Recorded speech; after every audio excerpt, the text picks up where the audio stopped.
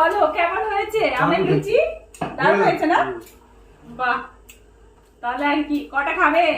ছটা। বাবা। হ্যালো বন্ধুরা, চলে এসছি আজকে একটা আমের নতুন রেসিপি নিয়ে। বাগানের কাছে এত আম পাকছে, আমের সিজনে আমের লুচি খাবো না সেটা কি করে হয় বলো? তাই আমি এখানে আটা নিয়েছি আর এই দেখো এখানে আমটাকে পেস্ট করে নিয়েছি। তো চলো এখন এটাকে মেখে নেওয়া যাক। পরিমাণ মতো লবণ দিয়ে ভালো করে আটাটাকে মিশিয়ে নিতে হবে। আটার সাথে লবণটাকে মিশিয়ে নিলাম, ব্যাস। এবার একটু ময়ান দিতে হবে যাতে লুচিটা একটু খাস্তা হয়। আর আমি এখানে আটা ইউজ করেছি, তোমরা চাইলে কিন্তু ময়দা ইউজ করতে পারো, কিন্তু এটা হেলদি হবে তার জন্য আটা ইউজ করেছি।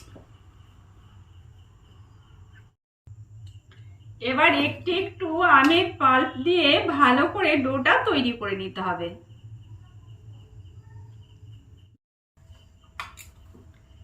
একটু একটু করে আমের পাল্প দিয়ে দেখো আমি একটা কত সুন্দর স্মুথ ডো বানিয়ে নিয়েছি।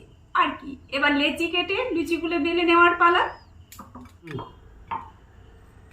দেখো কত সুন্দরভাবে আমি লুচিগুলো বেলে ফেললাম, কোনো রকমই একটুখানি কিন্তু চাকতির মধ্যে ধরেনি, দেখেছো? দেখো ভেজে দেখিয়ে দিচ্ছি তোমাদের। এই দেখো দেখো, দেখতে পাচ্ছ? এই হলো আমের লুচি। দেখেই খেতে ইচ্ছে করছে, তাই না? এই হচ্ছে ফুলকো ফুলকো আমের লুচি। কত সহজে বানিয়ে ফেললাম আমের লুচি। আর হ্যাঁ, এটা কিন্তু আমি হেমসাগর আম দিয়ে বানিয়েছি, টক আম দিয়ে বানিও না। টক আম দিয়ে বানালে চিনি দেবে।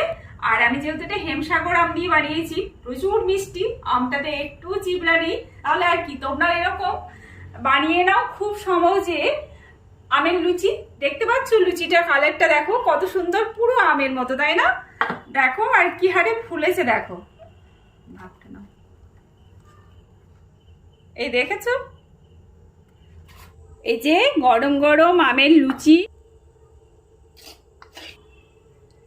এবার বলো কেমন লাগবে এটা?